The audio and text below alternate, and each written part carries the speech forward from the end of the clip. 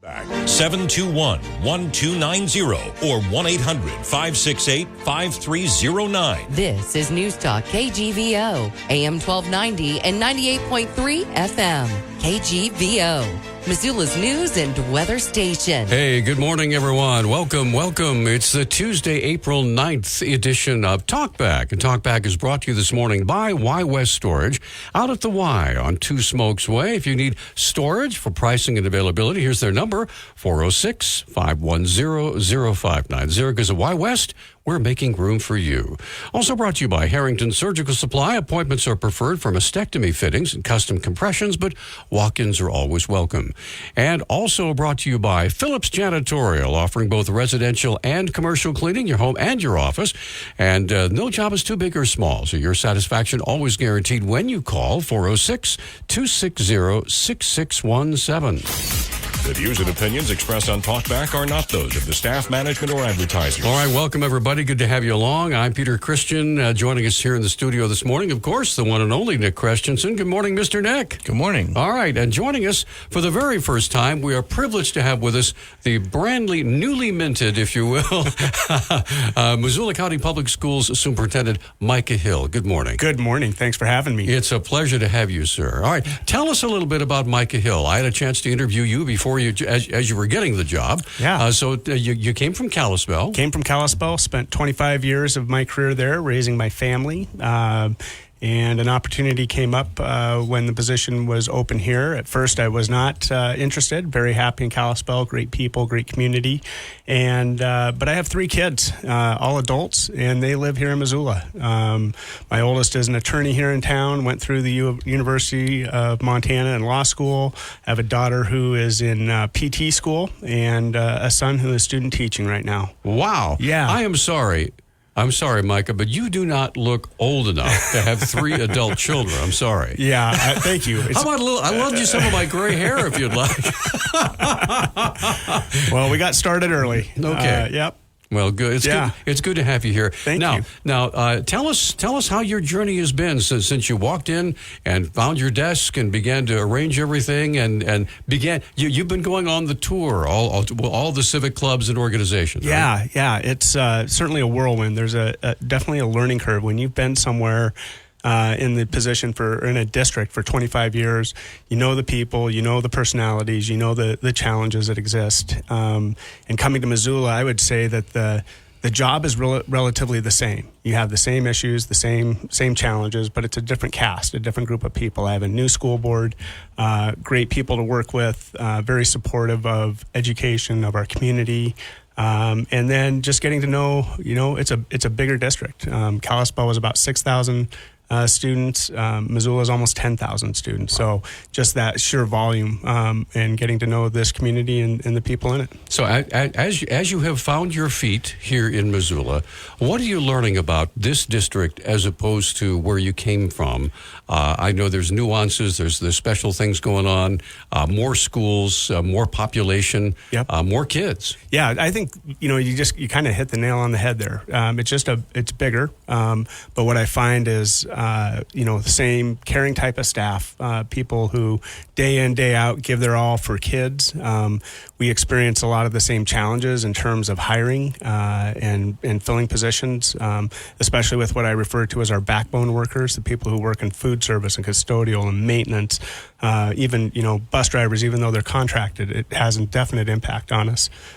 So it's just those kind of things. But overall, my experience so far has just been awesome. It's amazing. This is a great place. I will tell you that ordinarily speaking, the life of a community pretty much revolves around its schools.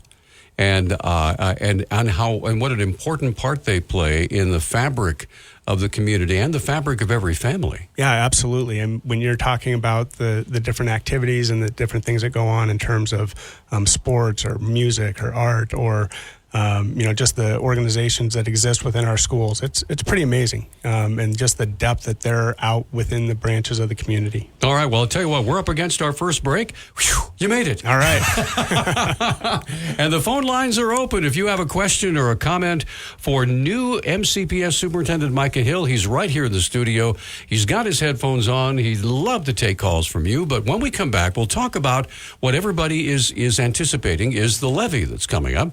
And you corrected me on some things when we first started talking, and we need to share that information with our listeners. So we're going to come right back. Phone lines are open at 721-1290 or 1-800-568-5309. You can also use the KGVO app and hit the Message Us button. Again, our guest in studio is Micah Hill. We'll be right back. Dennis Bragg with your updated weather forecast. Rain Tuesday and mostly cloudy with highs into the mid-50s. We are expecting some gusty winds at times, a sure sign of spring, with some gusts topping 20 miles per hour. We might see some partial clearing again later in the day, and then partly sunny and warmer Wednesday as we come close to 60 degrees. Another disturbance will bring us a chance of rain on Thursday, probably later in the day, with clouds and a chance of rain Friday, although highs will be back into the mid-60s. Hey, we're back. This is Talk Back for this Tuesday, April 9th. I'm Peter Christian. Nick Christensen over there. Joining us here in the studio for the very first time is Micah Hill. He is the superintendent of Missoula School District 1. Good to have you here, sir. Let's talk a little bit now about one of the reasons why I know you're here is there is a mill levy election coming up this month. Yes. And it is exclusively for the school district. Yes. And so it's coming up, when do the ballots go out? Ballots will go out on Wednesday, April 17th. So if you don't get a ballot shortly after that date, I would be in contact with the county elections office.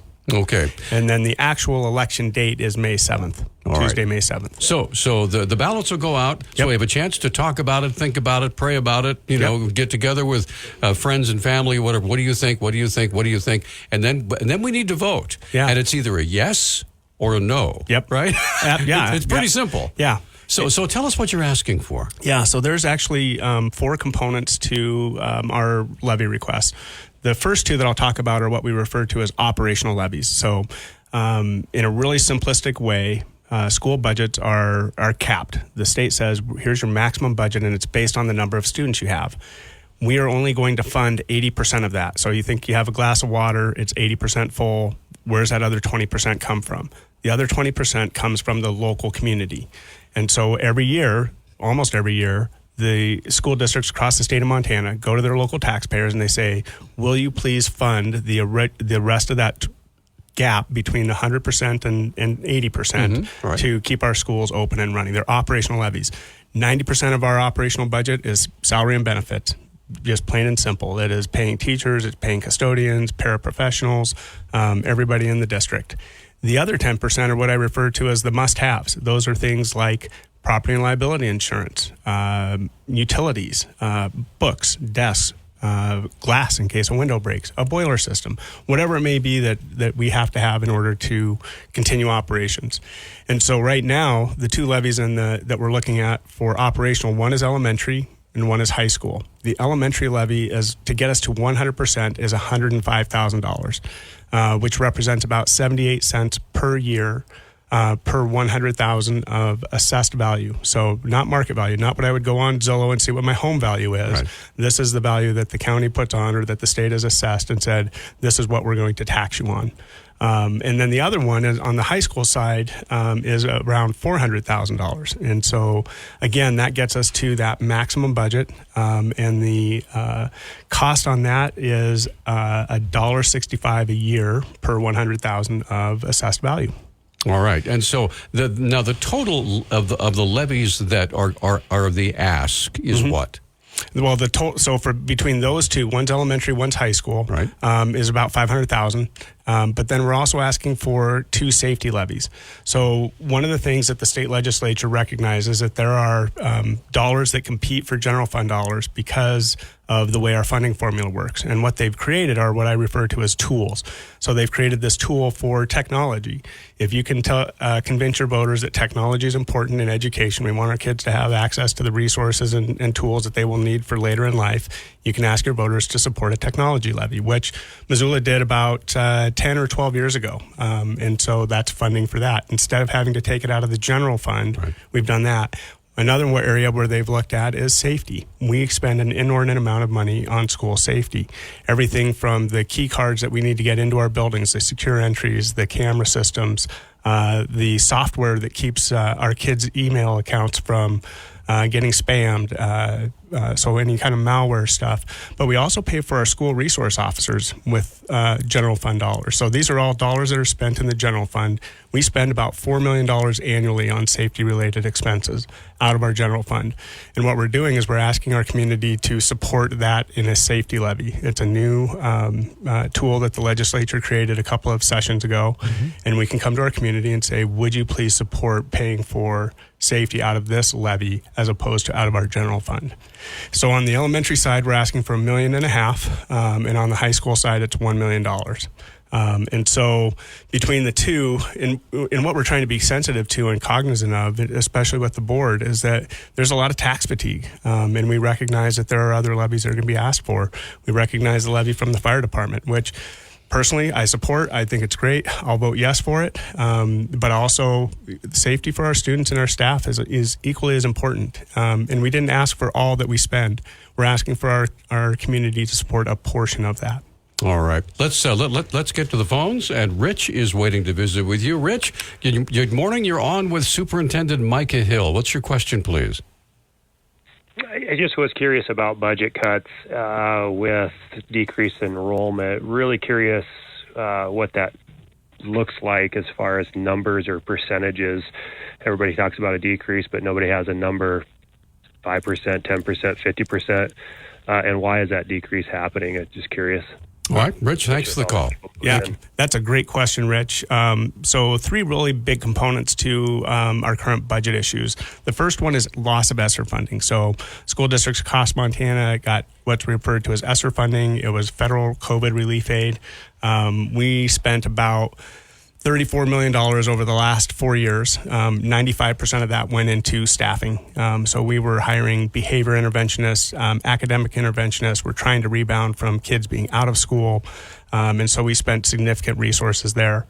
All of those positions that were hired go away. There's no funding source to back those up. That represented about 120 people, or around 75 full-time equivalent employees. And it ranged everything from behavior interventionists, which I mentioned, but also even our school nurses. School nurses are typically on a 7-hour day. We increased it to an 8-hour day. So they will lose that hour of a day and without any funding to come in and support that. The other part of it is declining enrollment. I mentioned earlier that our budgets are set and capped based on our enrollment. Since 2019, we have lost 471 students in K-8. To give you perspective on how many kids that is, that would be like the size of Rankin Elementary, which we just built, being empty. There's about 460 students at Rankin Elementary. So those declining enrollments, if those had stayed flat, that'd represent about $3.4 million of budget authority that we've lost during that time. And then the third part of it is just the increase in costs in inflation. The state also caps our budgets and our inflationary increase at 3%. They have a really wonky formula. It's a 3-year look back at the consumer price index, which really isn't a good measure for government operations, but it's what we have. And then they take it to the power of 1/3, and then it's capped at 3%. So if it said 6.7% increase, it was set at 3%. But during that same time, we have seen incredible increases in some of our costs. I'll give you an example. Our utilities from 2020 to 2024 increased by $1.1 million just for utilities. So keeping the lights, garbage, water, sewer, all that kind of stuff. Wow. Just this past year, from fiscal year 23 to 24, it increased $291,000. Property and liability insurance rose over $500,000 from FY20 to FY24. Just this last year, they went up by $156,000. So I talk about those being in that 10% of the must-have. So when we talk about these things, when we have to make decisions about cuts, and I'll get to the point of the question. When we talk about that, when I look at it, I go, okay, $291,000 represents like 8 teachers. Like I've already committed 90% of my budget to my staff, right. And now I have to go to the must-haves because but I have to have it. So I have to go back to the staff and start reducing there to make things work. So right now, aside from the ESSER positions, we're looking at roughly 55 additional teaching positions that will be cut or eliminated as a result of these budget reductions. Okay. And with that, we're going to take a break. Take a pause here. By the way, the phone lines are open. If you have a question for our new superintendent facing big mountain to climb here, Micah Hill is here in the studio. If you have a question, and I know you do, because these are your kids, these are your schools, this is, and not only that, this is your tax money. So we'd love to have you to give us a call and talk with Micah. That's why he's here, is to talk with you, not just me and Nick. So 721-1290 is our number. We'll be right back. Children are the greatest joy and our best hope for a better future. Friends, they are the future. But did you know that millions of kids are facing hunger every day? Food is not just food. It's energy, health, confidence, hope, and even love. Yes, love. Thank you! Learn more about how No Kid Hungry is helping end child hunger in America at helpnokidhungry.org. I'm Ben Affleck, and I want to thank you for joining me and supporting Paralyzed Veterans of America. I joined the Navy to serve my country. While parachuting with my platoon, my parachute didn't open. I broke my neck. Thanks to PVA, paralyzed veterans are getting specialized medical care and treatments, the jobs they want, and the accessible vehicles and homes they need. I just don't think my family would be as happy as they are without the support that I received from Paralyzed Veterans of America. Learn more at PVA.org. Welcome back. Talk Back rolls right along this morning, and only about 35 minutes left with Superintendent Micah Hill with MCPS. And Jeff is waiting on the line right now. Jeff, good morning. You're on Talk Back with Micah Hill. Go ahead, please. Hey, good morning, Micah. Hey, good morning. You have acclimated from the Flathead Valley to the Missoula Valley. Yeah. Two things. First of all, when I was working and I got a bonus, we never based our family budget on that bonus. We would use it, but we never assumed it was going to continue. And it seems like school districts, this is not unique to Missoula County, but school districts got the ESSER funds and said, oh my goodness, well, look what we have, and then failed to plan for them ever going away. And so this is my first question, why should Missoula County taxpayers have to fund for poor planning on the part of the school district? And now I realize that this is not, you're walking into this, so I'm not attributing this to you. It's just, that would be the question on my mind is, the school district didn't plan well. Why should we be expected to take care of that? And number two, and this is from salary.com, that the average public school teacher in Montana makes just over $54,000 a year. And in Kalispell, that was just under $53,000, so slightly less than the state average. But in Missoula, it's only about $49,500 on average, which is almost $5,000 less than the state average. And this is kind of consistent through all the big cities in Montana, that the school teachers in the big cities get paid less than the other school teachers. So what's going on here, and why does Missoula pay its teachers less than other cities? Yeah. Okay. Let's let him answer. Two good questions, Jeff. Thank you. So go ahead. Okay. So first question. Thanks, Mike.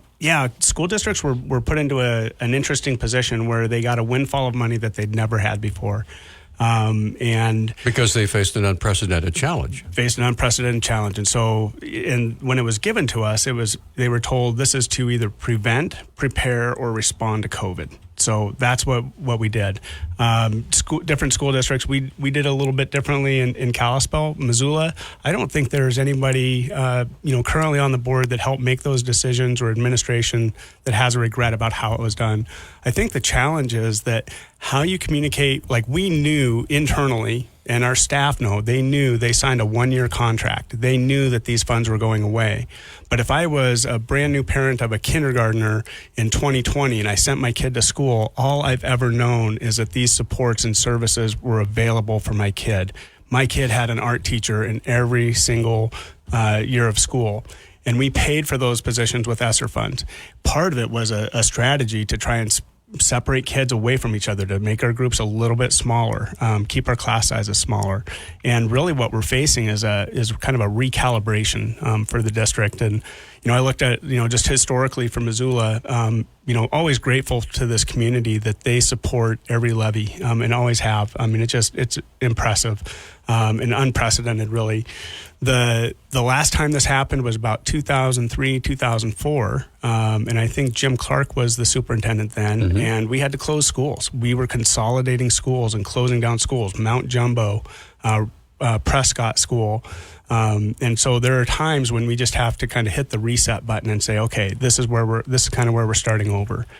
So the ESSER funds, I can see how people, generally in the public might think that this is some sort of a mismanagement or we weren't calculating for it. We actually were. We were trying to anticipate what was going to happen, what we couldn't predict. And even our demographer and people that help us with our enrollment projections could not predict the outcome of what COVID would bring, the rising costs of living in Missoula, and suddenly we're down 471 students that we used to have. And where did they go? And that becomes one of the questions. Is Missoula outpricing middle-income, low-income families? Can they afford to live in Missoula anymore? And so those become the kind of the burning questions for us. With regards to the second question in salary, I'll get on a soapbox a little bit here because it's near and dear to my heart. My own son is going to be a teacher. And I've been going around and having conversations with staff about the cuts, and I had a student teacher come up to me, a young lady, and she said, Mr. Hill, really appreciate the talk. I was hoping I'd be able to stay in Missoula, but over spring break I was in Spokane, and I'm looking at the salary matrices over there, and 3 hours away from here, I can make $20,000 more a year as a starting teacher. And when we look at Montana as a whole, the starting teacher pay in Montana, we rank 51st in the country. Right. And yet our legislator and our governor says we've spent more money than ever on education. And we're still 51st. We have not moved the needle on starting teacher pay. I appreciate there's been some effort, but that $3 million that came in the TEACH Act went to the lowest paying districts in the state, usually on the east side, Class C size districts. But when we look at our data right now, Missoula ranks 25th in starting teacher pay, in a community that costs a lot more than other areas of the state. But you see that in the big districts, Bozeman, Missoula, Great Falls, Billings, Helena, Kalispell. We're all facing $1 million budget deficits. Whatever it is in the formula isn't working for us. And so we have to keep coming back to our taxpayers and saying, please keep us at least 100% funded, knowing that we also are going to have to continue to make cuts even with that. We're going to take a quick break, come right back. Phone lines are filling up. We have Angela and Jill both waiting to visit with you. We're going to come right back. 721-1290 is our number, 1-800-568-5309. Our guest here in the studio is MCPS Superintendent Micah Hill. We'll be right back. Dennis Bragg with your updated weather forecast. Rain Tuesday and mostly cloudy with highs into the mid-50s. We are expecting some gusty winds at times, a sure sign of spring, with some gusts topping 20 miles per hour. We might see some partial clearing again later in the day, and then partly sunny and warmer Wednesday as we come close to 60 degrees. Another disturbance will bring us a chance of rain on Thursday, probably later in the day, with clouds and a chance of rain Friday, although highs will be back into the mid-60s. Okay, we're back on Talkback, and Micah Hill is our guest, MCPS Superintendent. And before we get to Angela's call, I know you wanted to explain a little bit here about these mills and what they mean. And, of course, if you remember, because everybody remembers what happened with the lawsuits and the property taxes and all that. Yep. And so now we're having to pay a little bit extra in the second half and blah, blah, blah. So you wanted to explain some of that. Yeah, and so people are familiar with the 95 mills discussion. We know that most of the counties in Montana chose not to levy the 95 mills. They interpreted the law a little bit differently than the state did. And so they decided they were going to levy 77.8 mills. And the rationale, and I don't necessarily disagree with them, is that the state was sitting on a surplus and they levied the same number of mills even though property values went up. And so they collected even more money than they had the year before. And so statistically, just for Missoula County, and I think it's safe to preface everything with school districts levy to a dollar amount. We don't levy for mills. And so the value of 1 mill in our elementary district in 23 was about $145,000. Now in 24, it's $180,000. So it went up $35,000. On the high school district, it was $261,000, and now it's $330,000. So it went up almost $70,000.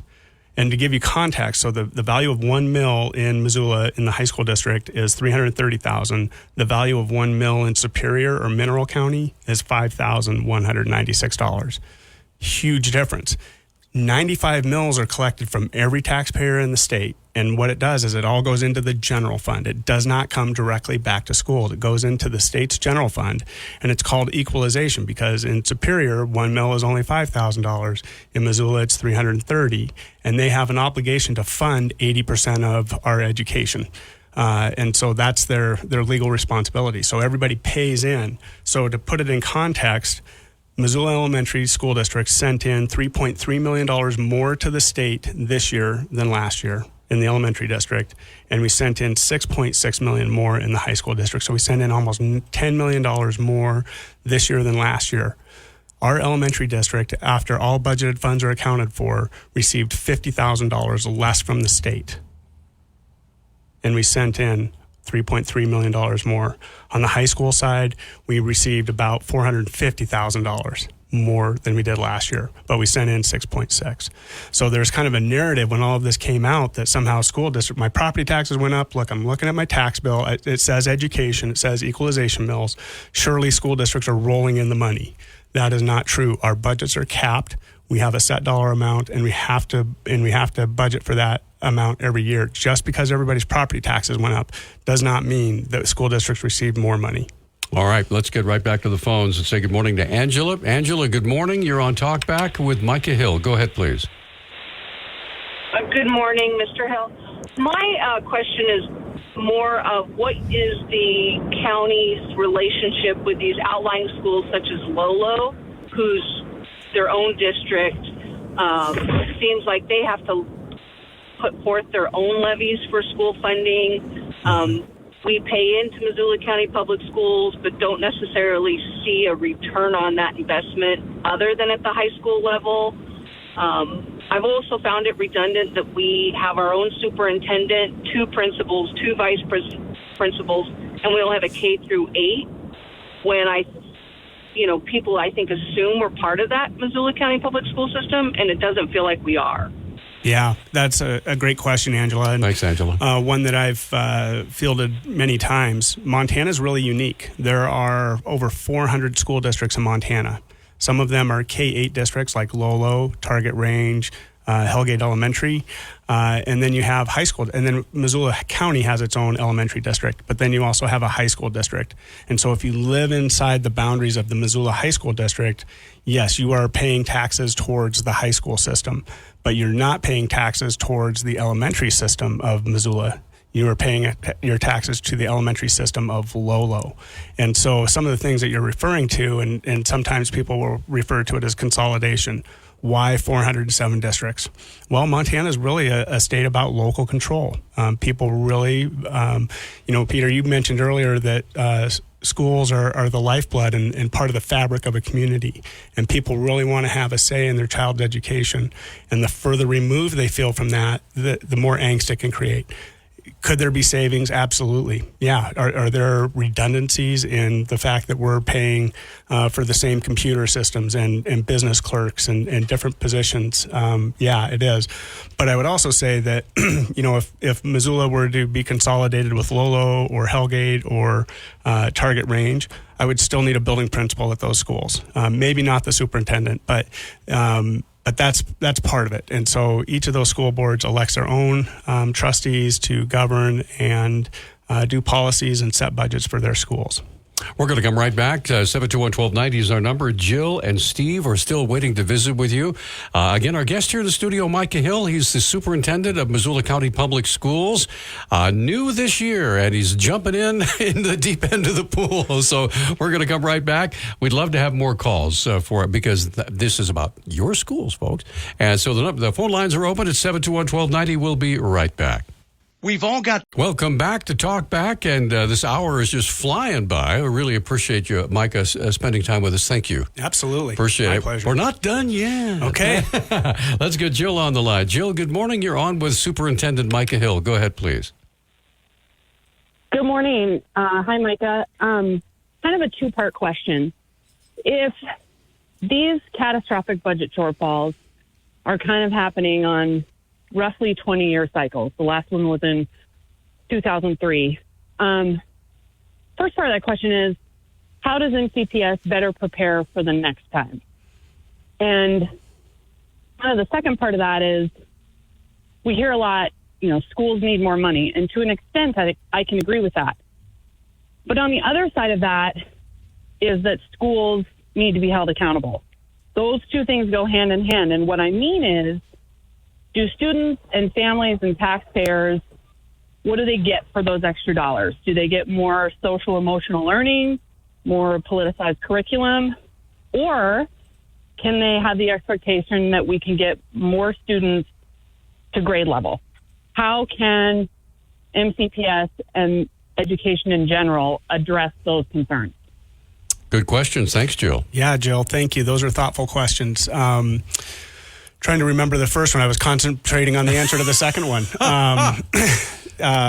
Learning from past mistakes. Yeah, so I think it's hard in the sense that nobody could have predicted, declining enrollments. As best as we can, that's one of the things that creates a major component of that. And then, also like inflation. I mean, we have never seen a 3% inflationary increase from the state. They're usually like 0.81. I mean, things have been pretty low. So there's something new that happened in this last budget cycle. The other part of it too, and even the legislature recognizes this, and going back to the lawsuits that happened, 20, 30 years ago when we talked about and why equalization aid became a thing, they have to review every 10 years the budget formula for school districts, where things might have at one time been more level in terms of cost of living across the state.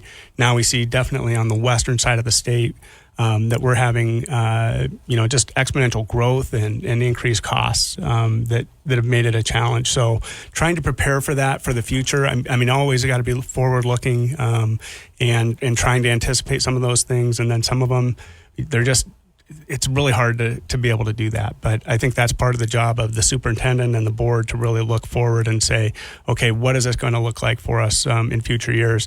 And even now, when we get our budget data sheets from OPI, they come in every March after all the valuations are done and everything. We actually project out 3 or 4 years worth of budget to try and see where we're going to fall short, where things are going to land. So that would probably be my best response to that part of the question. Like the budget dartboard? Yeah, exactly. Try and forecast a little bit. Right. And so the second part of that question is, what do taxpayers get out of this? And I think that's a great question in the sense that right now, with all of the reductions that we're seeing, there's not a whole lot more. But part of that request for, especially in the safety levy, is to have some of those things built back into our system. So those behavior interventionists and academic interventionists, our school resource officers, those kind of things that we feel like from a prevention standpoint, and we always talk about that prevention is the best form of safety for our staff and our students. And so that's what we want to see those things go for. In terms of accountability, sometimes I think there's a little bit of a manufactured crisis in education. We talk about a lot of things, right? We're passing laws about banning drag shows in schools. That's never happened. And so, but we're going to spend our time and energy on something that may happen or could happen, but hasn't, instead of saying, how are we going to fund our schools? I would love it if our state legislature, I don't mind being told what our maximum budget is, just fund it. Like, that would be my only ask. But instead, every year we come back to our taxpayers and it seems like we're asking for more money when we're saying we just want to stay funded at a level that they said this is our maximum budget. Okay, let's get another call in. This is Steve. Steve, good morning. You're on with Superintendent Micah Hill. Go ahead, please. Good morning, Mr. Hill. Thank you for taking the time to talk to the community here today. It's clear that you're a very bright person, and it seems like you're the right person for this position. Thank you. I was also heartened to hear you say that you were in, you could, I think you didn't say support, but it maybe sounded like you could understand why, the counties kind of pushed back against taxing their citizens more when the state had a surplus of tax revenues. And so, one, I'm heartened to hear that someone like yourself sees that and expresses, at some level, some sort of support for that. It's really unfair that the state would keep more than it needs to operate and continue to harm the people of Montana. You mentioned earlier in the program that you're kind of wondering whether Missoula County is becoming too expensive for families and they're moving away. Absolutely. Local inflationary pressures and property taxes being the number one local inflationary pressure is driving folks out of the community. You just have to look at reports from the MOR, Missoula Organization of Realtors. They had a recent study that showed people looking down the Bitterroot, looking in Spokane, as you talked about earlier. They're moving because they can't afford to pay either the property taxes if they're homeowners, or they can't afford to buy a home because they don't make enough money. The average home price is more than $500,000 now in Missoula. Or if they're renters, they can't afford the rent associated with these rising property taxes. And so I apologize for the setup, the long-winded setup, but my question is, given that you're a smart guy, how can we incorporate frugality? What can we do to spend less so that we have to tax our citizenry less and not have them move away? Good questions. Tell you what, he's going to answer that. I just told him we need to take a break. Your timing was perfect, so we'll have a chance to chew on all that. That's a lot to talk about. We're going to come right back, and then we have also Emmett waiting, and only about 8.5 minutes left with our Superintendent Micah Hill. So we'll be right back. Dennis Bragg with your updated weather forecast. Rain Tuesday and mostly cloudy with highs into the mid-50s. We are expecting some gusty winds at times, a sure sign of spring, with some gusts topping 20 miles per hour. We might see some partial clearing again later in the day, and then partly sunny and warmer Wednesday as we come close to 60 degrees. Another disturbance will bring us a chance of rain on Thursday, probably later in the day, with clouds and a chance of rain Friday, although highs will be back into the mid-60s. Okay. We had some excellent comments there and questions, so go ahead, Micah, please. Yeah, first I would say thanks for the compliment. It's rare that I would consider myself to be the smartest guy in the room in any situation. So, well, he is definitely, at least when you're talking about the announcer. Yeah, but go ahead. Yeah. So I guess the first thing I would say is that I wouldn't want the governor's job. I think being a state legislator is hard work, and I have friends on both sides of the aisle. Really good people trying to do the people's work and trying to balance all the competing needs and different things. But I think that the response to the question in terms of, and we're experiencing this, my own kids, like, Dad, how are we going to afford a home in Missoula? We want to stay here. We love it here. But yeah, you're right. The starter home is $500,000. And how do you go from there? But I think the answer really lies with our legislator and with the governor. And I know that he's convened a property tax task force, which is great. But, I find myself in alignment with our county commissioners in saying, like, you just hit us with the biggest tax hike ever. If you'd only asked for half of that, we would have still sent over $5 million more to the state just on the 95 mills.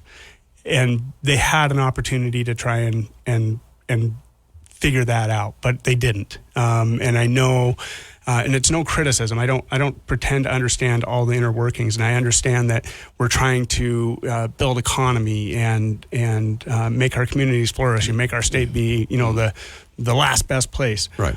But those things that happen are, from a school district perspective, are really outside of our control. And we're faced with that challenge of having to come back and say, please, would you support this? Would you consider, an increase in your taxes for these reasons? But also understanding that we're not doing it in a way that we're trying to overburden our taxpayers. Right. And so one of the things I was thinking about this morning, was just in and around the idea that, you see statistics across Montana, right? And I remember when I was in Kalispell, they talked about the median income had grown by 26%. That doesn't happen for teachers. We're talking 1, 2, maybe 3, if we're lucky, percent increases in their annual wages, and we're still low. But we have, the pie is only so big. 90% of that goes to salary and benefits. When our health insurance goes up, that becomes a big chunk of that. We're spending over $8 million annually just to provide health insurance for our teachers. And they have to contribute the other portion of that to make it work. So short answer, the answer does lie with our elected people. They've got to come together and figure it out. Micah, what happens if the worst happens and these levies don't pass? Yeah. So when we did all of our planning, and what I would say first is if people want more information, our business director, Pat McHugh, brilliant guy, attorney, CPA, like he's been doing this for 25 years. He knows this stuff inside and out. Lots of information about school finance, budgets, all of those different things. Go to our website, MCPS, and there's more information than you'll ever want to know. Okay. But when we did our planning, we had Plan A, Plan B, and Plan C. Plan A is the worst, that no levies pass, and we've cut deep into our schools. Our class sizes are going to go up. There's no question. Programs are getting cut. Services are being reduced across the board. We're trying to do it in a way that has the least impact on kids in the classroom level, but everybody will feel it. Plan B is that our operational levies pass. Those are the ones that we typically come back to our taxpayers year after year. And those will help us, but $105,000 out of a $40 million budget is 0.001%. I mean, it's next to nothing. It's not going to bring a teacher back. It's not going to bring anything back. The safety levies are where it's really at. With the safety levies, we'll be able to shift our expenditures from general fund, like school resource officers, behavior interventionists, school counselors, school psychologists, people who are at the prevention side of things, to the safety levy, freeing up budget capacity in the general fund. So that is the hope, is that with those expenditures shifting to a different fund, we'll be able to have the capacity to bring back more. We have less than a minute left, and Emmett, I'm really sorry we couldn't get your call on, but real quickly, your ask for our listeners, all taxpayers, all. Yeah. The final ask is, and the board has authorized me to say, please vote yes. We wouldn't be out in front of you, and our board wouldn't have voted unanimously if they didn't know the importance of what this ask is. Our safety is not a political issue. Our being able to operate and be fully funded is not a political issue. These are real challenges for us. Micah, thanks for being with us. Want to have you on a regular basis. I'd love to come back. It's great. Thank you. All right. Well, the University of Montana Mansfield Center Hour is coming up. Stay with us. Again, a big thanks to Mike. This is Talkback, 721-1290 or 1-800-568-5309. This is News Talk KGVO, AM 1290 and 98.3 FM. KGVO, Missoula's news and weather station. Hey, welcome back, everybody. It is hour number 2 of Talkback, and you've done a great job in hour number 1. Why not in hour number 2? 721-1290 is our number. Talkback this morning is brought to you by Phillips Janitorial, where they offer residential and commercial cleaning. And don't forget, no job is too big or small for Phillips. Here's their number, 406-260-6617. I want to say thank you to Y West Storage out of the Y on Two Smokes Way. If you need storage, here's the number to call, 406-510-0590. Because at Y West, we're making room for you. And by Harrington Surgical Supply, where you can feel confident in their discreet and knowledgeable guidance on a multitude of products and medical supplies.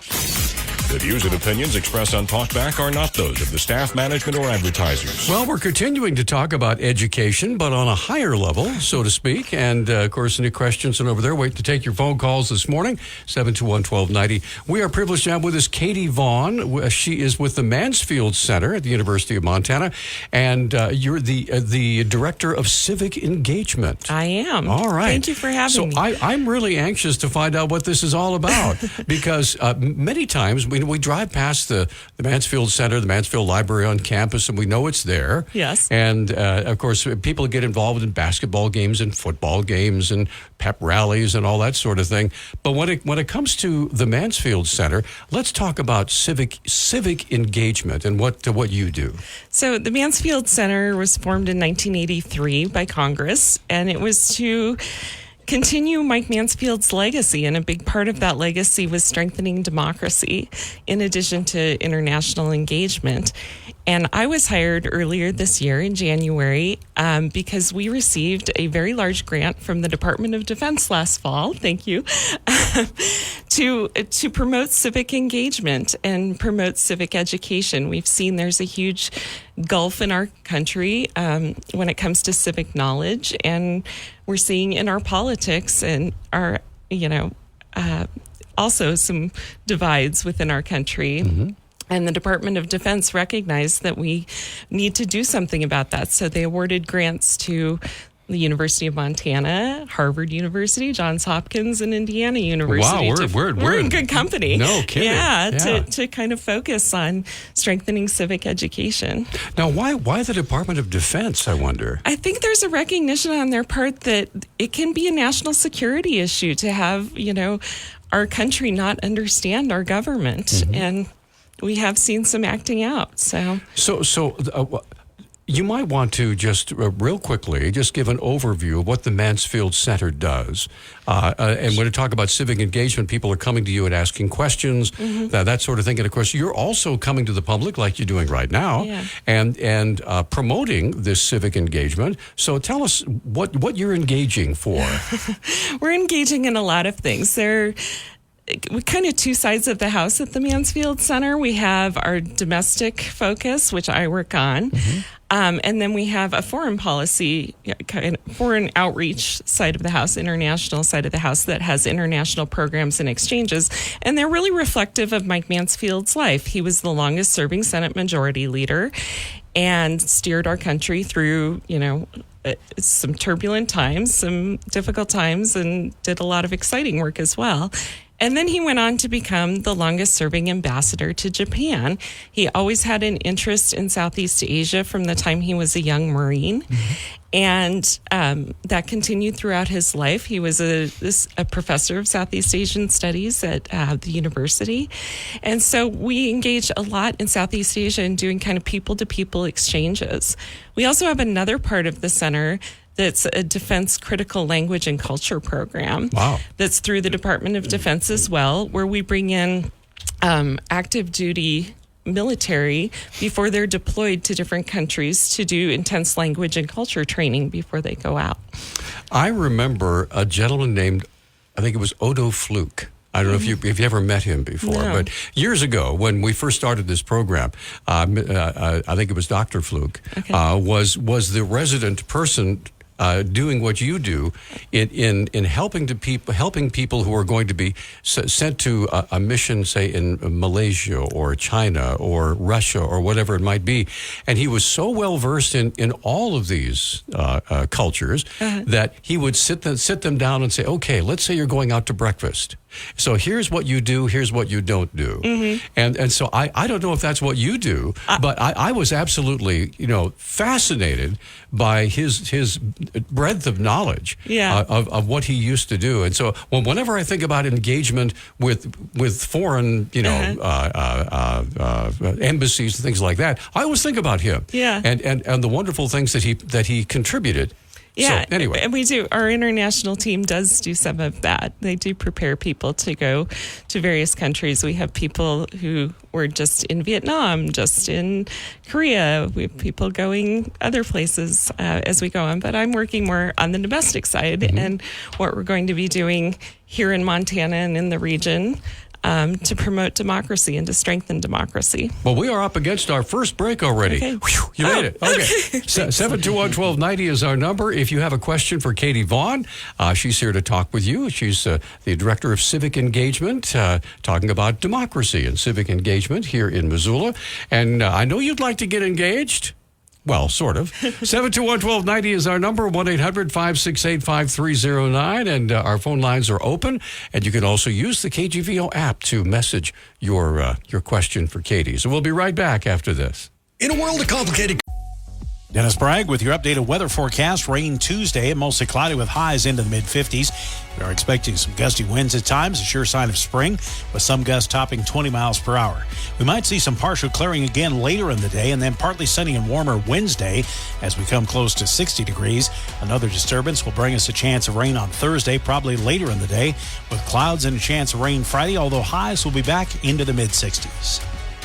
Okay, we are back on Talkback. 721-1290 is our number. All of our phone lines are open. Our guest here in the studio from the Mansfield Center on the University of Montana campus, Katie Vaughan, the Director of Civic Engagement. So we're talking a little bit during the break about the Mansfields. Mm-hmm. And I remember in other conversations that we had, although I'd never met the senator, or Mrs. Mansfield, I heard all sorts of stories about what an amazing support he got and guidance from his wife throughout his political career. Oh, definitely. As we were talking during the break, there wouldn't be a Mike Mansfield without Maureen Mansfield. Mm-hmm. She was the one who encouraged him to leave the mines in Butte and come to the University of Montana. At the point that she was pushing him to do that, he only had about a 7th grade education. He'd been a runaway. He'd been in the military, lied to get into the military, but because he was so young. But she was a high school English teacher, and she saw something in him. A lot of times teachers are the people who do that, right? And she actually cashed out an insurance policy to help pay for him to go to school. And then while they were at the university, they actually got master's degrees together at the university. So she was a tremendous influence on that transformative part of his life, for sure, but also his entire career. So. The more people who listen to KGVO and listen to our website and just kind of engage around the University of Montana more and more, they begin to realize the profound effect that the Mansfield family had on Missoula and the University of Montana, which leads us into your position of being a director of civic engagement, because that's the one thing I think the senator was really emphasized during his career, was people getting involved. Yes, he had a very deep love of our country. He served in all 3 branches of the military at the time. He loved being in Congress. He was in the House for 10 years. He was in the Senate for 18 years, I believe. Actually, I'm wrong. More than that. Yeah. 28 years. I'm Senate leader for 18 years. Right. And one of the things that was really an essential part of his personality and his leadership is that he brought people together. He saw the dignity in every person, and he listened to people who didn't agree with him. And part of what I'm doing, part of this grant, is to have us doing more of that in our communities. How are you doing that? What are the steps you're taking that our listeners can take advantage of? Yeah, we have kind of 3 different focus areas in this grant. We're focusing on middle and high school students and their teachers. We're focusing on higher education, university students. We're at the University of Montana. And then we're focused on the general public community at large. So in that first bucket, in the middle and high school, we have a lot of different programming that's aimed at students and teachers that we are just kind of ramping up since we just got this grant last fall. But we do have some that's happening right now. We just had last week students from about 5 different Western Montana schools, high schools, on campus for the day to consider.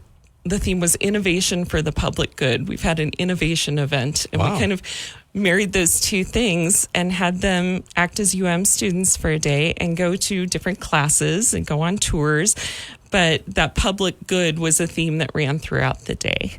So that's one example of some of the programming we're doing. Now what happens with those students once that tour is done and they're finished?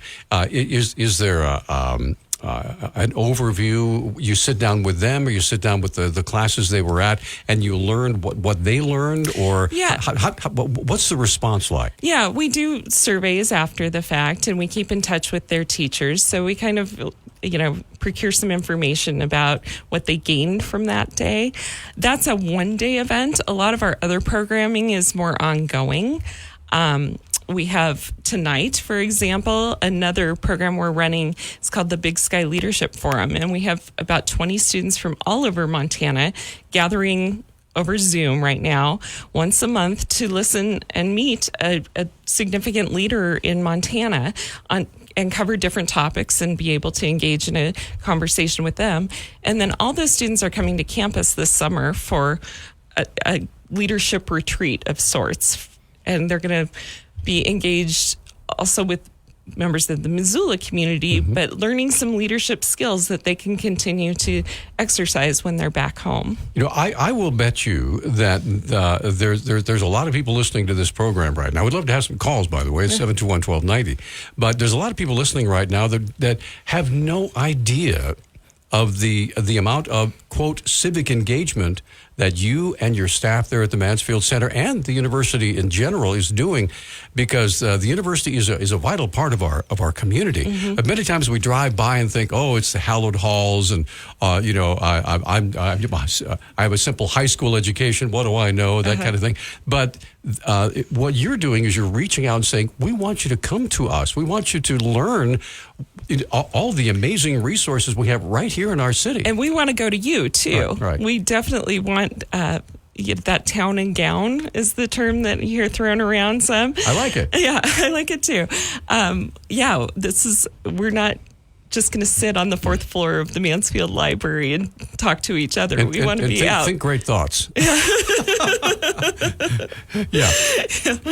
Yeah, we want to be out and talking to people in the community and involving people in the community in our activities. One of our big community activities is our Mansfield Dialogues, which I think we have tremendous participation from Missoulians, and they're usually streamed over Zoom. Right. We'll get hundreds of people from across the state, across the country that tune into those as well. So I do remember when Dr. Fauci presented his, and it practically brought the network down. There were so many people trying to get on Zoom to view that, and that's just one example. Yeah, last fall, former Representative Liz Cheney was part of the speaker series, and I think the tickets for that were sold out faster than a Springsteen concert or something. And I think one thing that kind of bothered folks was that wasn't on Zoom. Yeah. Unfortunately, I think that was at her request. Okay. That was a little before my time at the center, but yeah. Well, I'll tell you what, we're up against another commercial break. If you have a question or comment for Katie Vaughan, she's the Director of Civic Engagement at the University of Montana Mansfield Center. So give us a call, 721-1290. You have a question or a comment? We're coming back after this. We are back on Talk Back. Our special guest in the studio, Katie Vaughan, Director of Civic Engagement for the University of Montana's Mansfield Center. And we do have some callers waiting to visit with you, so let's jump right in. Larry is up first. Larry, good morning. You're on Talk Back. Hi. Good morning. As you well know, Katie, we're a country divided right now, and I know in my few dealings with Senator Mansfield that he was one to hear both sides. And when you're doing presentations out in the community, how do you strive to achieve a balance? So, especially in high school, our young students are exposed to both sides of a question or a presentation. And I'll hang up and listen off the air. All right. And how is that accomplished, by the way? One of the things we do is really emphasize the legacy of Senator Mansfield and how he behaved. He had this tremendous relationship with the minority leader, Everett Dirksen, and they worked together and respected each other, and they became friends because they kind of both followed the golden rule. That was something that was a guiding principle for him. And people are going, what's that? Do unto others as you would have them do unto you. Thank you. Yes. Go ahead. So that is something that we emphasize, and we try to model that behavior ourselves in listening to people who have differing opinions respectfully. We are in a polarized time in a lot of ways, and that can be hard, but it's really hard to be rude to someone face to face. That's right. So bringing people together and kind of building that social capital among people is something that's really important to do, and it's one of the things we're working on. And I know young people, considering the world we live in right now, that is so remote with cell phones, and there's a very little eye-to-eye contact, right? And so getting people together to actually converse and talk and learn the manners, if you will, of give and take and listen and respond and that sort of thing. Sometimes these are new concepts to people. They really are. I mean, we know some of the information we're trying to educate people on are things as essential as just understanding government, but those soft skills are also vital to being effective in our communities. And I know I have 2 teenagers, and they can communicate with their friends electronically all day long. It's so different than when I was growing up, where you went out and saw people. And I'm concerned. I worry about that. All right. And what the long-term effects are. Let's get Skip on the line. Skip, good morning. You are on Talkback, sir. You're on with Katie. Go ahead, please. And thank you, Peter. And Katie, your position is with the civic engagement group of the Mansfield Center. Yes. So I would like to know if I'm going to get more specific than Larry's call about Mike Mansfield, but I'd like to know, does your department or center as an agency, do they have any opinion or take a stand civically on what we should do all over, I'll say Western Montana, because that's what I try to home in on, with our illegal alien infiltration that we're even getting here from the northern border, and especially from the southern border, and how that's being handled and either ignored or a head turned away from when it comes to people employing the illegals, to the freebies that are acquired by them, and how we should accept or do anything about that in Western Montana. I would like you to be specific, if you can, as to whether you guys take a stand on it, and is it available on a website? Thank you a lot. Thanks for the call, Skip. All right, it's all yours. Skip, thanks for the call. We don't do direct advocacy on issues like that. We don't have, policy positions on things like that. Obviously, Senator Mansfield was a Democrat, ran as a Democrat, but our focus is more on bipartisan behavior, bringing people together. So, no, we haven't taken any sort of lobbying positions, I would say. So because that's not your job. It's not our role, right. It's not your job. Yeah. So our role is in part to help people understand how they themselves can do that about issues they care about. Because the art of conversation / argument / political discourse, right, is I'm not sure exactly what happened in the last maybe 10 years or so, that they haven't been able to sit down together across the table and share views and be able to do so respectfully.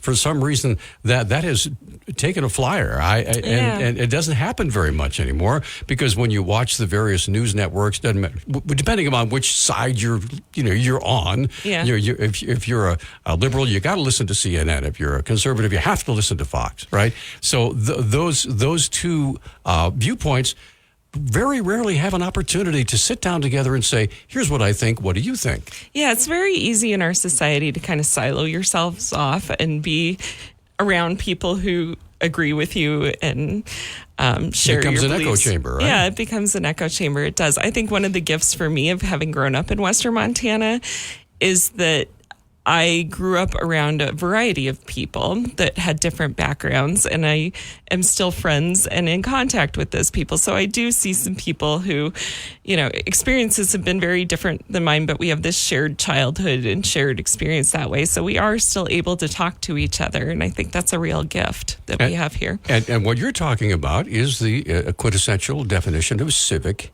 engagement, where you're engaging with the town or the community or whatever it might be, in a way that's going to be helpful for everyone. Yeah, I think in Missoula we're also really lucky. There are so many opportunities here to volunteer, and that brings you into different groups too.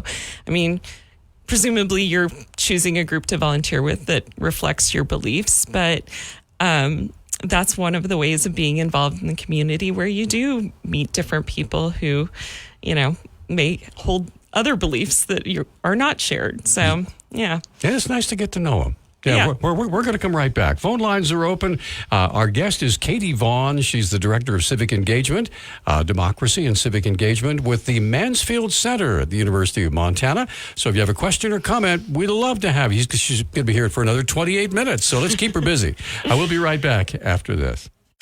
Okay, we are back on Talkback. 721-1290 is our number. Phone lines are open. Our guest in studio is Katie Vaughan, Director of Civic Engagement with the Mansfield Center at the University of Montana. You and I just were kicking around things, and we had another topic you wanted to cover. So go ahead. So one of the programs for secondary education that's we're promoting in this grant is a media literacy component. We're lucky enough that a lot of people have wanted to partner with us, and when we go out and ask people to partner with us, they're usually willing. So we established a partnership with the University of Montana School of Journalism, and we're supporting an effort that they have through their media lab, where they go into classrooms in Western Montana, a few schools each semester, and they basically teach students kind of how to be investigative journalists. Wow. They choose a local story. They work to develop sources. They work to verify their information. They go through all of those steps that are important for journalists to know. And then at the end, they report out a story. Sometimes it's an audio story. Sometimes it's a print story, and have a little bit of a community event to unveil what that is. Great. So it's kind of nice when we have some mistrust of the media that's developed over the years that I'm sure you're familiar with, to go back to the basics and help people understand what goes into reporting. Yeah, and reporting is very, very important. And learning, I guess what's happened in American society right now is we've come to a crossroads quite a while ago, where left is left and right is right, and nary the twain shall meet, right? So how does your organization, and through this particular aspect of media relations, how are you trying to bring those two sides together? There are various ways we're trying to do it. One is through conversation, through community conversations, through just like this. Right, yeah. Learning to have difficult conversations with people where you listen to their views. Some is through education, so you understand a little more about how this whole government system works. We have terrible statistics, unfortunately, about where we're at and how many people can name all three branches of government and things like that. So I've got my hand up. Peter, call on you. In fact, it's kind of funny as an aside. This morning, the juniors all across MCPS are taking the ACT. And I know this because my daughter's a sophomore and they have a remote day. But I remember reading a story about SAT proctors, and they could tell when Schoolhouse Rock went off the air because people quit humming the preamble song for the Constitution when they were taking their test. So we're trying to bring some of that back so we know those things again. Well, I will tell you, just as a quick aside, I did an interview with the Superintendent of Public Instruction, Elsie Arnson, recently, because the statewide annual report card, if you will, quote unquote, came out. And only 37% of Montana kids tested were proficient in math and science. 37%. Yeah. Oh. Which leaves, I think, if my math is right, 63% who are not. Yeah. And my first question is, why? We have an excellent school system, right? Well, we have dedicated teachers. We have so these things that and it was like 46% were proficient in English, which is great. English and reading, yay, that's great. But it's still not even 50%. Yeah. So I know that when moms and dads send their kids out to school, they're wondering, gosh, are they getting the best bang for the buck? And I know at the Mansfield Center, one of the things you're trying to do is enhance that with all the programs that you're offering. Yeah, we are. And from our perspective, one of the positive things that Montana has done that happened in the last legislature is now there's a requirement starting for graduates in 2026 where they'll need a half credit of civics or government. Really? Yeah. That's awesome. Yeah, that had not been in place. And I don't know when that changed because when I was in high school, albeit a while ago, you needed I got you beat. But I needed a full year of government to graduate. And that's probably what helped steer my career path, honestly, is I had a really wonderful government teacher. I liked it. I thought it was interesting. And I ended up working in government affairs and government relations for most of my career. So, it's important to have that stuff. And we've seen when we don't have it, what happens. Yeah, and of course, before you came in, Micah Hill, our superintendent of public instruction for the MCPS, was here and laying out the case for the funding necessary to keep that education, that public education going. So, I do not envy him and the task that he and the local school boards have of educating, if you will, educating the public, which can be very difficult sometimes because, as you know, the public is going in all sorts of different directions, right? Trying to make a living and raise a family and that sort of thing. And we kind of catch little tiny bits and pieces of things that are important for our community. And that's where, again, civic engagement comes in. Yes, true. Yeah, I know. Since I have kids in school, I hear more about those things. But if you don't, you may not know what you don't know. So absolutely. All right. Well, we're getting a call in, and we're going to go ahead and get a caller on the line. And Harry is waiting to visit with you. Harry, good morning. You're on with Katie Vaughan. Good morning. Yeah. Good morning, Katie. You said that they're teaching kids how to approach media, but even more so, I don't know if you consider internet media, but I would say that would probably be even more important because most kids don't really watch TV, they get everything from the internet, and that's, we always hear, well, I read it on the internet, and Googled it, I read it on the internet, and there's so much baloney out there on the internet that how do you also teach them how to decipher what comes down on the internet, especially through like social media and all that? Yeah, I know. Thanks, Harry. Yeah, thank you. I know that that's a part of the curriculum that my kids have been exposed to is kind of discerning what's accurate news, what's not. For all of us, I think we're also up against the algorithms because they can feed us what they think we're interested in. So you don't always see. Isn't that amazing that the internet is so perceptive? Yeah. I don't want to say deceptive, but perceptive as to, I clicked on this yesterday and all of a sudden there's 8 more things on that particular topic that I'm interested in. Yeah. Yeah. Which I don't know if that's a good thing sometimes. Or not. Yeah. I don't understand everything that's behind that, but I do see it myself. So when it comes to these face-to-face meetings that you folks are promoting with with the Mansfield Center, is it sometimes done via Zoom or is it usually face-to-face? Sometimes done by Zoom. I mean, we have a very large state. Sometimes it's hard to travel. Oh, yeah. But we try for more face-to-face. Another program we have this summer that will be face-to-face is it's almost 2.5 week long program. That's a program designed to bridge the rural-urban divide. And that program's going to be all in person, and it's taking 12 kids from Chicago and 12 kids from Montana, bringing all of them to Montana for several days. Then all of them will go to Chicago for several days, and after that, they'll all go to D.C. together for several days. And they're going to be looking at different issue areas from a rural lens and an urban lens, and then a public policy perspective as well. So that's one we're really excited about. What do you hope to accomplish with that? I think at the most fundamental is to see things from someone else's perspective and be exposed to how they live and how their views are formed. And to be respectful. Okay, we're gonna come right back. Marilyn and Jeff are both waiting to visit with you, our guest in studio. And by the way, delightful guest. We appreciate it. Katie Vaughan is with us. She's the Director of Civic Engagement with the Mansfield Center at the University of Montana. Great conversation. We'd love you to be a part of it. 721-1290 is our number. More calls coming in right after this. Hey. My name is Teresa Barber. I was in the United States Navy, and I served overseas in the Middle East and Africa. Early on in my career, I had a commander that taught our suicide prevention training, and the very next day, he took his own life.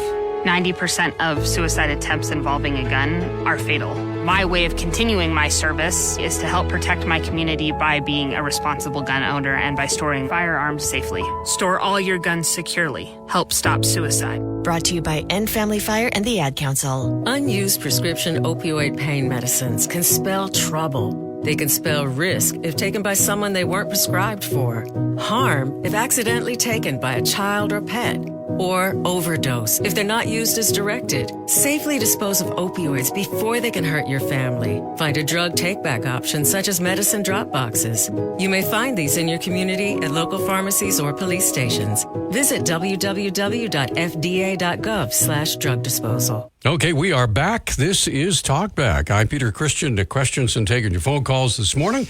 Joining us in the studio, Katie Vaughan. She's with the Mansfield Center, Director of Civic Engagement. So we're engaging the civics, if you will. Let's get Marilyn on. Marilyn, good morning. You're on with Katie. Go ahead, please. Hi. So I got three hopefully quick questions.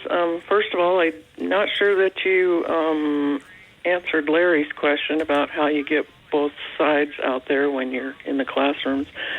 The other one, I'm hoping you can give us your definition for democracy, and do you teach there at the Mansfield Center that we are a republic? And the third one, I had a dear friend. She was the head of the Tea Party movement back in the day, not that long ago. She's now deceased.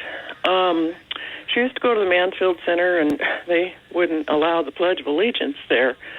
And she fought for that for a long time. And I was wondering if you even have the American flag there, and do you teach them about the flag? That seems like a kind of basic civil knowledge and responsibility. So anyways, that's my questions. Thanks for the call. All right, go ahead. There are three questions, and you wrote them down. I did write them down. Yes. To get back to Larry's question about the both sides thing, with our media literacy program, it's not necessarily choosing an issue and taking both sides. It's helping the kids learn how to ask the questions to hear both sides, if that makes sense. Okay. Got to drill down a little bit. Yeah, you got to take it a little more back to the basics, I guess. We do. For your second question, we do understand that we're a republic. That is, something that we don't write curriculum necessarily.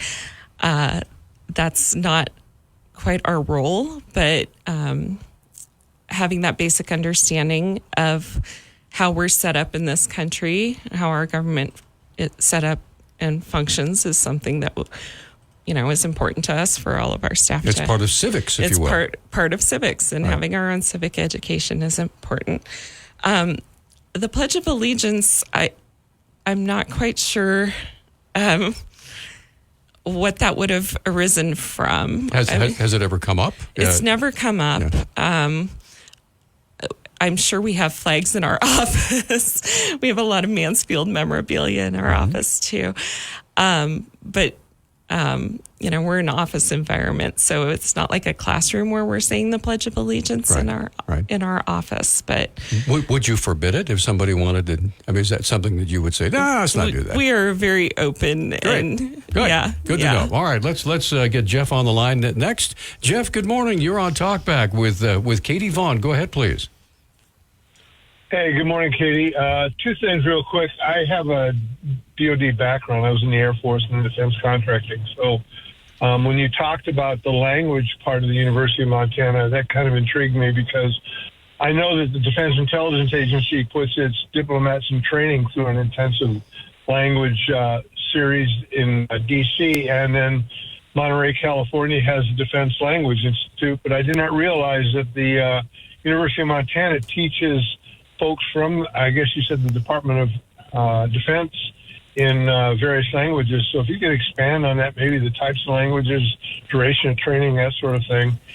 And then just as this is an opinion, I was kind of dismayed when Liz Cheney, as a condition of her coming, said that, no, I don't want to have it televised. I don't want to have anything outside of this small, closed group. That, to me, speaks against what a democratic institution should have. It should be open for everyone to hear and see what's going on. So I guess I would just encourage in the future, if somebody puts conditions like that on, that maybe even as prominent as Liz Cheney, that maybe that's somebody that you have to say no to regretfully. So all right. I'll listen. Jeff, thanks for the call. All right. Thanks for that feedback.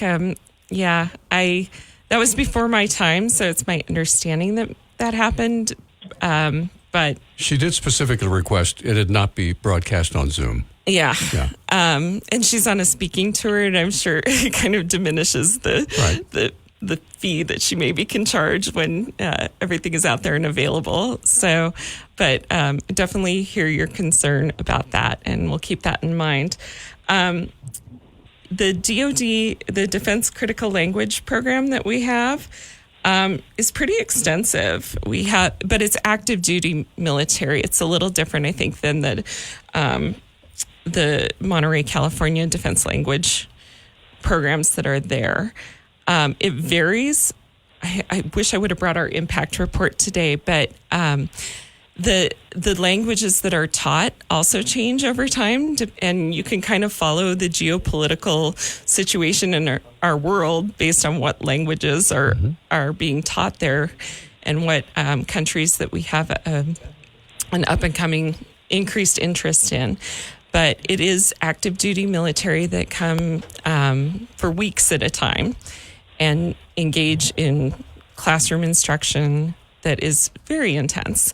Their side of the office is a secure office, but if you were to walk through the halls of it, I think you would be surprised at the multitude of languages that are being spoken and emphasized there. Okay, we're going to take a quick break, come right back. We have Tom, Ted, and Doug, we only have 8 minutes left, so they're coming in here right at the end. So we're going to come right back, get as many calls as we can for Katie Vaughan. We appreciate you taking all these calls. We'll be right back after this 1 minute timeout.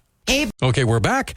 Only about 7 minutes left. Let's redeem the time as best we can. Get as many calls as we can for Katie Vaughan. Tom is up next. Tom, good morning. You're on Talkback. Go ahead, please.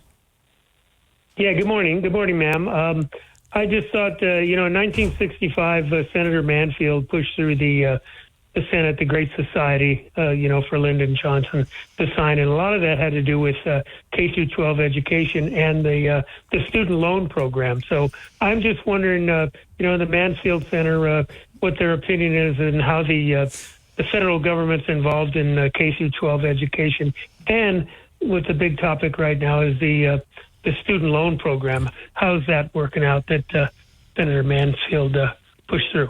So anyway, thank you for being on, ma'am. All right. Appreciate the call. So go ahead. Yeah, thank you. 1965, a lot of things happened. The Civil Rights Act was also passed, which was what Senator Mansfield described as one of the most important pieces of legislation that he and Everett Dirksen shepherded through the Senate. And the story behind that, I encourage you to go read up on. It's quite fascinating, and it's definitely an example of what we try to promote, which is a bipartisan effort that was really shared power in a lot of ways.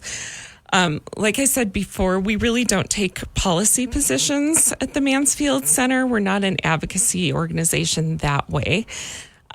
So what, our focus is when it comes to education and other things is like through this grant, creating and programming and promoting it that kind of helps bridge the divide that we have in our country. Okay. That's the all right. There you general explanation. There you go. Let's get Ted on the line. Ted, good morning. You're on Talkback with Katie Vaughan. Go ahead, please.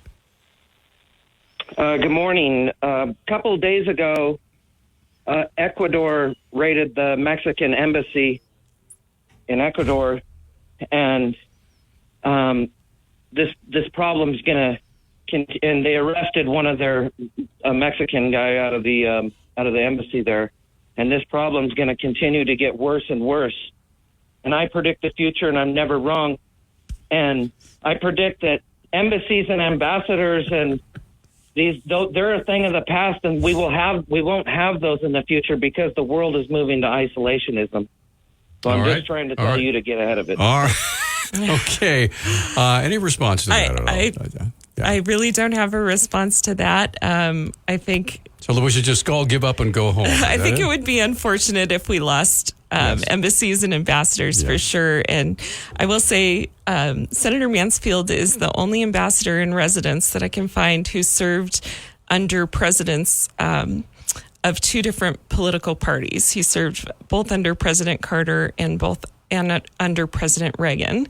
It's kind of a story of how he and Maureen were packing up the embassy and got a call in the middle of the night from President Reagan who said he wanted them to stay.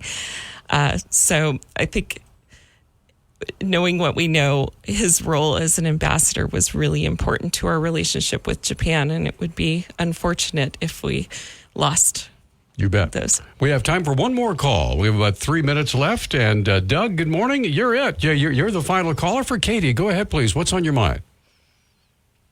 Well, I wondered if the Mansfield in the 1930s were living in South Montana Street in Butte.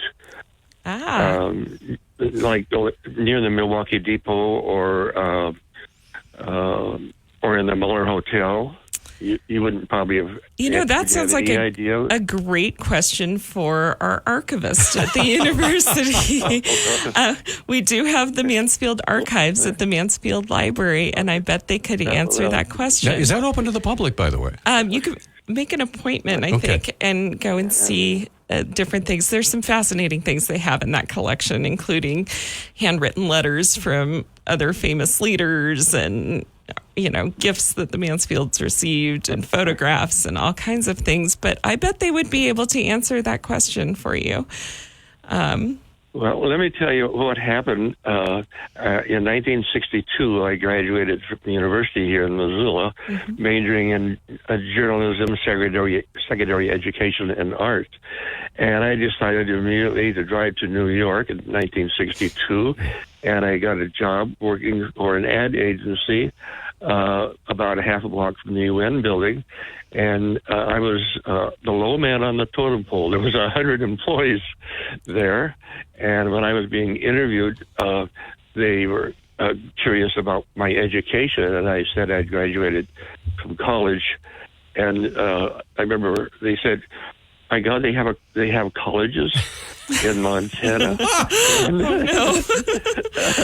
And then one fellow said, "I thought all they had in Montana was sheep." And I said, "I've never seen a sheep here, but we have lots of we have more cows than we have people, I think." And so they hired me. And after a few weeks, we were listening to the radio, and they talked about Mike Mansfield. He was, number one person in Washington, D.C., and I mentioned him that I had, every time I voted, I always voted for Mike Mansfield, and they were so amazed that Mike Mansfield would be, a lowly person like me. Well, it sure raised my prestige in the office, and then I went to Washington, D.C., after my mother told me that, when... Real quick, we're running out of time. Okay, I used to babysit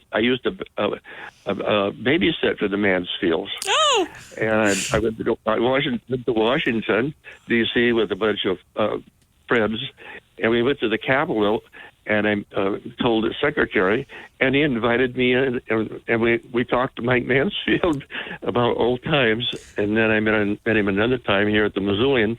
He would stop Missoula, and the first thing he would do is go to the Missoulian when it was located on Higgins and Spruce. And so he really helped me out in getting through life. Doug, well, Doug, I appreciate hearing that. Thanks for the call. We got 30 seconds to wrap up. If people want to get in touch with you and your programs, what do we do? You can go to our Mansfield Center website. That might be the easiest at the university, umt.edu/Mansfield. My contact information is on that. A bunch of information about all of our programs is there too. It's been a pleasure. Yeah, thank you, Peter. Nick, what's coming up on tomorrow's show? Montana World Affairs Council with Bob Seidenschwartz. All right. So, again, thank you for all your calls. We appreciate it. And for Micah Hill and for Katie, have a great day, everybody.